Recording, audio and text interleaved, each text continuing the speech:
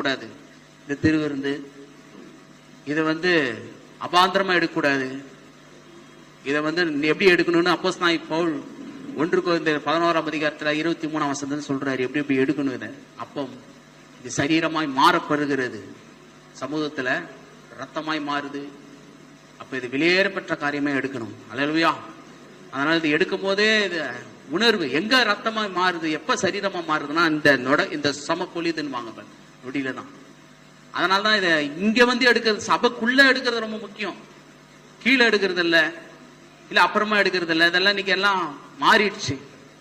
அந்த காலத்து பெரியவர்கள், நம்முடைய முன்னோர்கள், சபை வைத்திருந்தவங்க, பெரியவங்க எல்லாம், பெரிய ஊழியக்காரங்க எல்லாம் அவங்க நம்மளுக்கு போதிச்சது என்னன்னா, இந்த திருவிருந்து அவ்வளவு தெய்வீகமா எடுக்கணும், அவ்வளவு அது மேன்மையா கருதினார்கள்.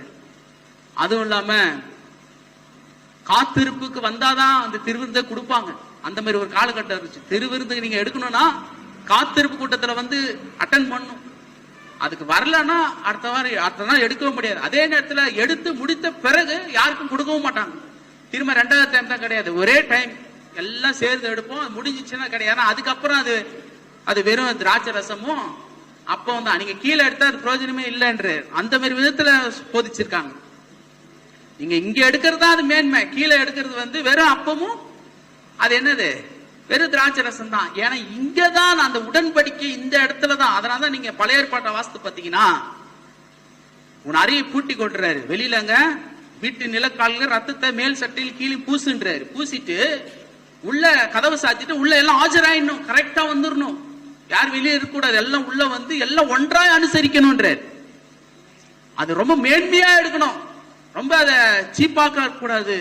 அதனாலதான் பழைய சபை பாஸ்டர்கள் எல்லாம் பாத்தீங்கன்னா, ஊழியக்காரங்க எல்லாம் பாத்தீங்கன்னா, வாழ்ந்தவங்க பெரிய பெரிய ஆட்கள் அவங்க எல்லாம் பாத்தீங்கன்னா அந்த காத்திருப்பு கூட்டம் வச்சு அதுல பேர் கொடுத்து அதுக்கப்புறம் அந்த திருவிருந்து எடுத்து அதுக்கப்புறம் முடிஞ்சிச்சுன்னா யாருக்கும் கிடையாது. ஊழியத்தில் இருக்கவங்க மட்டும் பிடிப்பாங்க, மற்ற விசுவாசிலாம் கிடையாது. ஏன் எடுக்க அந்த நேரத்துல எடுக்கலன்னா கிடையாது.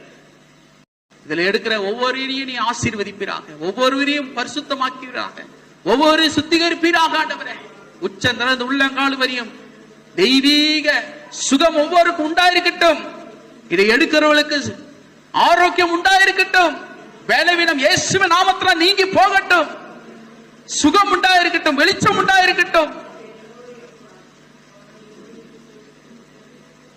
ரத்தத்தின் உடன்படிக்கை பிள்ளைகள் நாங்கள் ஆண்டவரே. அதை நாங்கள் எண்ணி பார்க்கிறோம், நன்றி செலுத்துகிறோம். எல்லாம் துதிக்கான மகிமை தேவன் ஒருவருக்கு மாத்திரம் செலுத்துகிறோம். இயேசு